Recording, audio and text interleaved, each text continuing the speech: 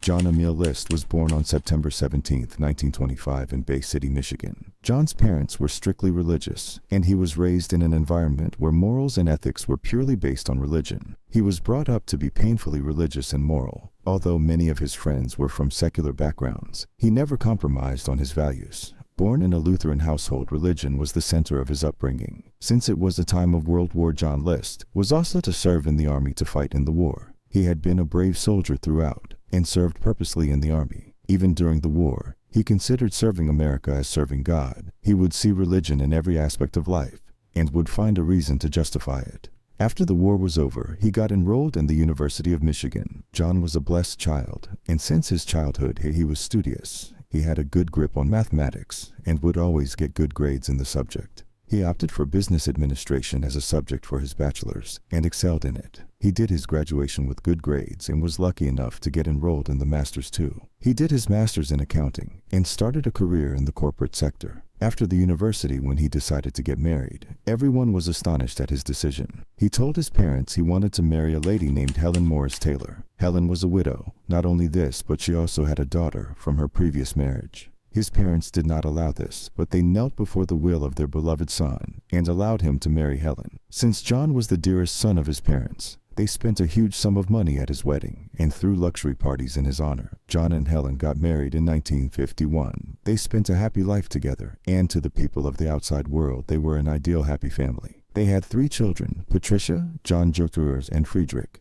John also had prestigious jobs at different corporations. He worked in high positions and was earning a good sum of money. People would envy his standard of living, as he was fond of living a luxury one. By the late 1960s, he was living in a 19-room Victorian mansion known as Breeze Knoll in Westfield, New Jersey. But this extravagant and idealistic lifestyle had a darker side too. Even though he lived lavishly, his bank account told a different story. John, being irregular and moody, though spent time in high positions in reputed corporations, yet he could not sustain a permanent one anywhere. He would often leave his job and would face periods of unemployment. From the outside, he lived a life people envied, but on the inside, his financial status was dire. John, in the late 60s, had once again lost his job and was draining his family's savings to maintain his affluent lifestyle. John was not happy with his situation, and it had a toll on his mental health. He was suffering from extreme mental tension. He became distant from everyone and became desperate. Since he was used to a luxury lifestyle, when started getting letters from the bank about him being close to bankruptcy, he started getting depressed.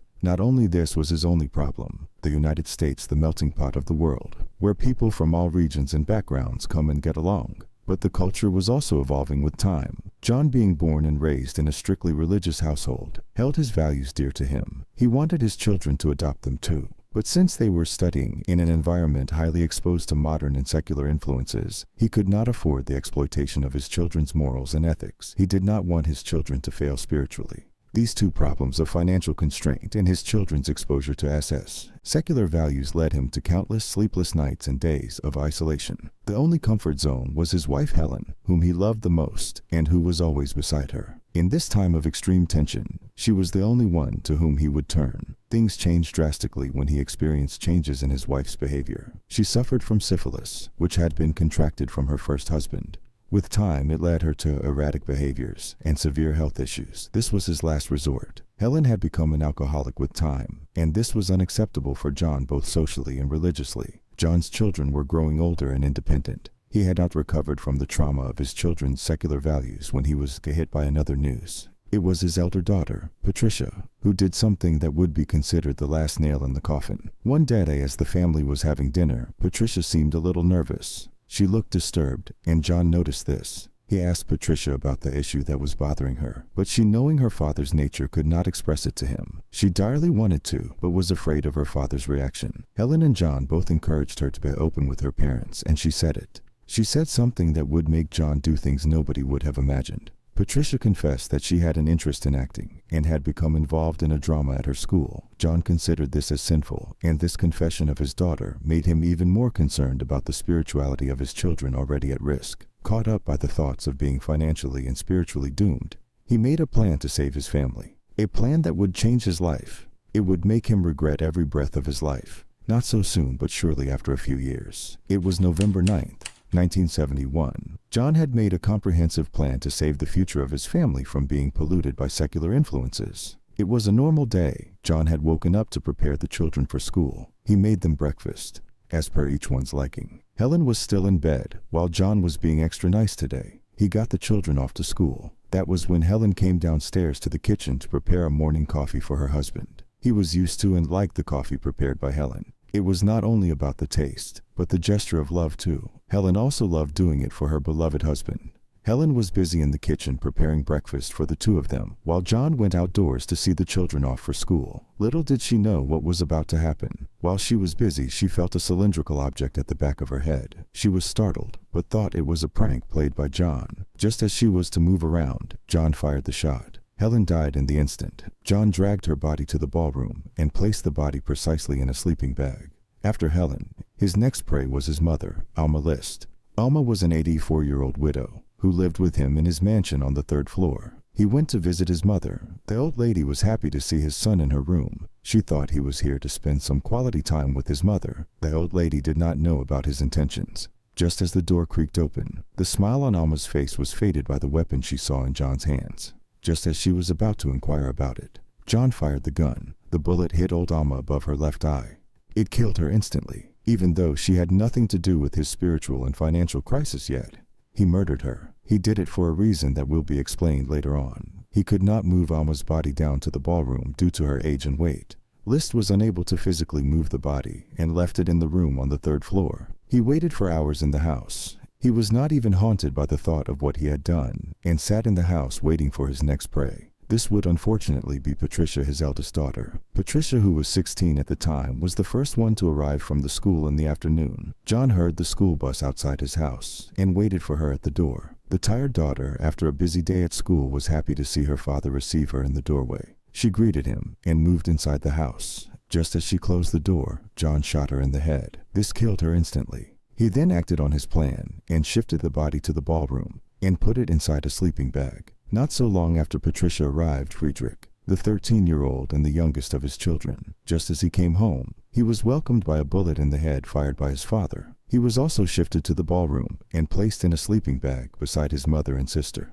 He had killed almost all of his family and waited for only John Jr., his son. John waited for John Jr. for quite a while, but he did not show up. He stayed inside the house waiting for hours. That was when he realized John Jr. used to play soccer after school. So John drove to Westfield High School to watch his son play soccer. The son, who had never seen and expected his father, as he did not encourage sports, was pleased to see him. John sat the entire afternoon and watched his son play and drove him back home. Just as John and John Jr. entered the house, the father brandished a gun off his belt. John Jr. struggled to defend himself from his father and ended up getting shot multiple times. He was the only one who was shot more than once. He was shot at least 10 times in the chest and the face. After he died, John also placed him in the same room with his mother and other siblings in a sleeping bag. After the murders, John List executed the second half of his plan. He wrote letters to the children's schools and his wife's employer. He informed them that the family was leaving to visit Helen's ailing mother and would be out for quite a while. He told in the letters that the family was moving temporarily to North Carolina and may stay there for an extended period. He then wrote a 5-page letter to the pastor confessing about the murders he committed and stating the motive behind them. He stated in the letter that he did all this for the salvation of his family and that they would meet in the hereafter soon. He placed the letter in the pastor's study and left. After the murders, he also turned the thermostat down to slow the decomposition of the bodies. He also turned the lights on and played a piece of slow classical music over the intercom system of the house. He intended to show that the family was still in the house and wanted to cover his crime up. He then took their family car and drove to John F. Kennedy Airport in New York City, but he did not get on the plane. He left his car at the airport and used cash to travel by local bus or train. The bodies were not found for a month.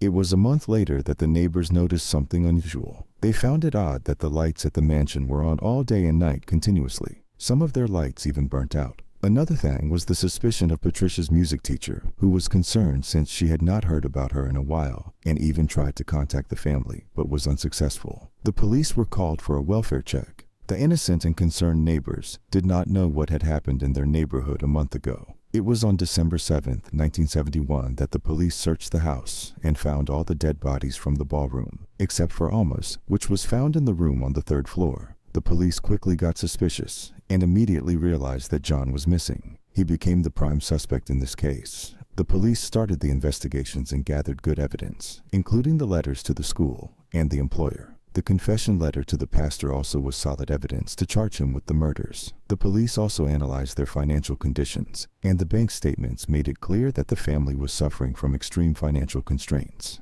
Another important aspect was the methodological way of killing and disappearance. All this indicated that the murder was pre-planned and executed accordingly, and the killer was obvious to be John. The police started searching for him, but due to a lack of forensics and other technology, they were unable to trace him. Soon after a few months, the case was closed because there were neither the resources nor any pressure or motivation to pursue the case. John List changed his name to Robert Peter Clark. Soon after he left his car at the airport, he began a new life in Denver, Colorado. Since he was extraordinary in the field of accounting, he started a new job in the new state. He was soon adjusted in a reputed corporation there too. He soon became successful again and gathered a good sum of money. In 1985, he remarried to a woman named Dolores Miller. This is the woman who would later on do something that John would regret marrying her. John lived a quiet life and kept a low profile. It was his excellent planning complemented by the lack of technology that kept him out of the detection. Life was going normal for John, but it was only after 18 years that something happened. John's plan was countered by that of fate. In 1989, the case of John List was featured on a famous television show of that time, America's Most Wanted. The producer of the show worked with forensic artist Frank Bender. Frank, while analyzing the case, did something that would disturb the smooth-going life of John List, now called Robert P. Clark. Frank, using his forensic skills, created an age-progressed clay bust of what John might look like today, nearly 2 decades after the murders. To John's bad luck, the bust was so correct that it almost perfectly resembled him. The same glasses and older look resembled the actual look of John. One of the viewers of the show was Wanda Flannery. It was she who recognized the image as that of her neighbor. At first could not believe this and was afraid to take any steps. She gathered courage and one day finally discussed it with Dolores. Dolores, being the second wife of John, now called Robert, felt deceived. She at first could not believe all this. But with time, when she would ask her husband about his whereabouts before 1971, the inconsistent stories of John made her feel even more disgusted. She could not believe what had happened to him. She wanted to let her husband's past go and tried to live with it, pretending to be normal. But she could not help as the images of those dead would pop up before her whenever she would see John. She became distant from John and would feel uncomfortable in his company. John got worried about her wife's attitude and would often ask her about the issue. Dolores would lie and make excuses all the time. It was June 1st, 1989 when she finally gathered the courage and told the police about it. The police acted on her statement and arrested John, also known as Robert. John at first denied the charges to have committed any murder. He would say that he is being framed as the one, and that the case featured in the America's Most Wanted had no connection with him. But in these 2 decades, the forensic technology had become quite advanced, and the fingerprints of Robert matched to those of John's. The police connected the dots, and the evidence was pointing to him being guilty. He could not deny all the facts, and finally accepted to have committed the murders in court. His trial started in 1990. John, even though accepted to have killed his family, pledged the court to be lenient with him. He referred to his psychological condition and his religious beliefs. He told the court that whatever he did was for the spiritual salvation of his family, and that he did not want the souls of his family to be corrupted. He also said that he believed he would get reunited with his family in the afterlife. The jury, while carefully listening to the arguments from both sides, finally announced their verdict. They found him guilty of 5 murders and sentenced him to consecutive 5 terms in prison without a possibility of parole. John List, also known as Robert Peter Clark, remained in prison till 2008 when finally he died of natural causes. If you like this story, please hit the like button. Also do subscribe to our channel and hit the bell icon to get updated about new crime stories. Stay tuned for more videos.